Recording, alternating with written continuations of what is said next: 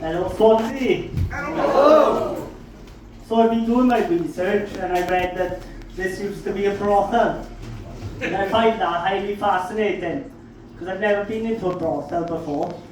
My friends used to try and get me to a brothel because they thought that was the only way I was ever going to get a woman to have sex with me. Same. They thought that was the only way I was going to ever get a woman to have sex with me. Oh, I lost it anyway. I thought that was the only... You lost it anyway. That was the only way I was ever going to get a woman to have sex with me. But I'll start again. I'll go somewhere else with this. Because that was something new and I've forgotten it. So I'm just gonna start by addressing the elephant in the room. Most people, when they look at me, they think I'm disabled. But I just want to clarify, I'm not disabled. I don't have a disability. Although I did use a disabled toilet in Tesco the other day. Because I was busting for a shit. And there's more room in them. So I'm in there now, you know, dropping the kids off, that wasn't me. And I see the door handle move. So I finished doing what I was doing. And I thought I gotta go and play some music. So I opened the door and there was this lady in a wheelchair. And her eyes locked. And for a split second there was definite tension. I'm not sure if it was sexual or regular tension. But there was definite tension. And then we broke eye contact. She looked me up and down and went, fair enough.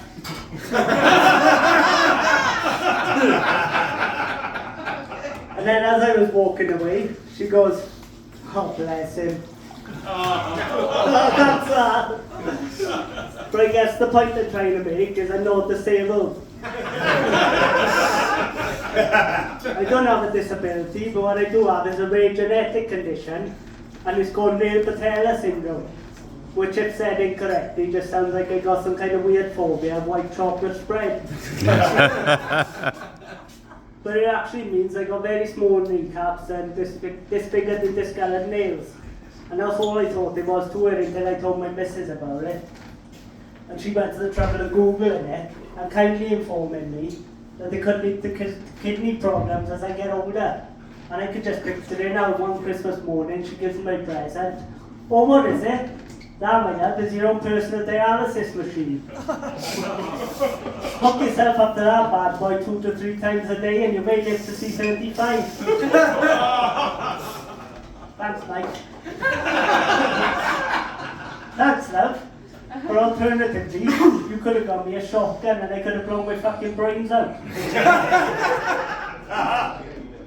For the first time in my life, I'm actually happy in my own body, because most of my life I couldn't put weight on and I'm very skinny. But recently I have managed to put a bit of weight on and I'm happy. But just to give everyone an idea how skinny I used to be jealous of the little African kids on the appeal adverts on the telly. Standing there showing off with their big bellies. You've heard this before, Mike, shut up. Asking for £2 a month. Never mind give them £2 a month, give me £2 a month, and in 4 months' time I would have gained over half a stone. But my BMI, my body mass index, actually says I'm overweight and I should be between 7 stone 7 and 10 stone 1. And let me tell you, I've been 7 stone 7 and it wasn't a pretty sight. People would mistake me for a matchstick.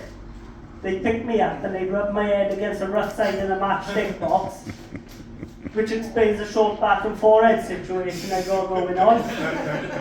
And my daily I walk around with a cock and balls on my head.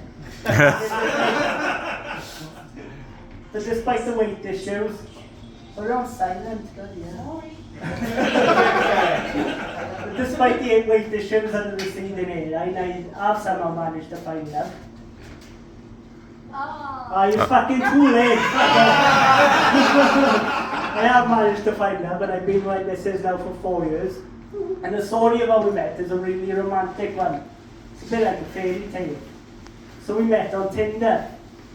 And up until I met my missus, I was useless at dating, and I had absolutely no luck with the ladies whatsoever. And I can only really put it down to one thing. I got a certain look about me. It's the kind of look that says I can't leave the house without a carer. But I got there in the end. And before I physically met my missus, we'd have long conversations on the phone to get to know each other. And it didn't take me too long to find out she wasn't quite the full shilling. So we talking one night, and she says to me, I got 2 daughters. One's 2, and one's 3. So I've been a mother for 5 years. Yeah, there we go. It's dropped somewhere. And I started questioning myself. I didn't have the heart to correct. I still haven't told her now. I'm just really looking forward to that statement coming out in a few years' time. When one's 27 and one's 26. And she's been a mother for 53 years. And the fucker's only 47. But I have inherited 2 lovely stepdaughters, and we got a lovely little boy together, and he's 2.5. But he's a very lazy baby. He didn't start walking till he was almost 2. He'd walk on his knees. So we had to take him to physio. So me and my missus, we took him for the first time. And the lady looked him all over, done a few exercises with him. And said he's absolutely fine, there's nothing to worry about. He's walking his own time, he's just really happy on his knees. And this is probably the point I should tell you I don't think before I speak. So without the thought for my own safety or my missus' feelings, I've gone, just like his mommy. I was then banned for more future physio sessions. And I'm still sleeping in the shed to this day. We haven't even got a fucking shed. And that's not the first time my mouth has got me into trouble. When I took my missus and stepdaughters to meet my mother for the first time, it was a lovely day. And I thought we'll take my mother's dog for a walk at a country park in Aberdeen where I'm from. And the girls are not used to being around dogs, so they start riding him. And he's a Japanese, they'll tell you, so you don't take kindly to that shit. So again, without thinking, I've screamed on top of my voice, "Oi! Don't do that! How would you like it if I ride you?" Unfortunately, half of Aberdeen were up a country park, are they?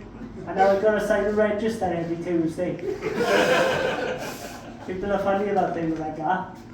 But we did get past all that eventually, and we recently come back from our first family holiday abroad together to Mallorca.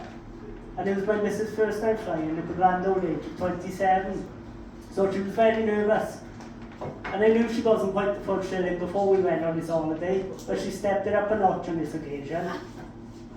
Hang on, we haven't got there yet. She stepped it up a notch on this occasion. So we're on the plane and she asked me, does it go any higher than this? Which is a fair enough question if the plane was in the fucking sky. So we're still moving along the runway, and I probably should have reassured her. Obviously she was very nervous. So that's not my style. So I've gone, no, we just drive to Spain in an easy jet, Boeing 737, gliding across the sea, plowing through everything in our path, until we get to the other side in a blaze of fucking glory, leaving a trail of utter devastation in our wake. Thanks, man. Now I thought that might have lightened the mood a bit. But I was wrong, she was fucking fuming. She didn't speak to me for the first 3 days of the holiday. It was fucking brilliant. I'm glad she doesn't come to these. But as I said, we got a little boy together, he's 2.5. So he'll be starting school next year. And ideally I'd like him to go to a Welsh school, but the 2 girls go to an English school and it's right opposite the house. So I think it's only fair they all go to the same school. But I'd like him to go to a Welsh school because I'm a fluent Welsh speaker. And the others are not, so we can chat shit about it and they won't have a fucking clue what we're talking about. My mother, she sent me and my brother to a Welsh school when we were younger. And she didn't speak Welsh, so we were improving our Welsh outside the school. Was to go to this Welsh video shop in Malta, pick a video of her choice, and then when we got home from school, she put it on for us. So one day we got home, she put it on, and I remember sitting there thinking, I don't understand a word of this, so I'm going to have to religiously now every day after school come home and put this on, so I can pick up the language. And that's exactly what I did. But it wasn't until years down the line I realised it wasn't actually a Welsh video I was watching. It was fucking Pingu. So thanks to my mother, up until the age of 12, I thought I was speaking fluent Welsh. I wasn't, I was talking fucking penguin. Whack, whack, noot, noot. No wonder I was fucking bullied. Well, that because I gotta look for someone who can't leave it outside the carer. I believe Jones, you'll be brilliant.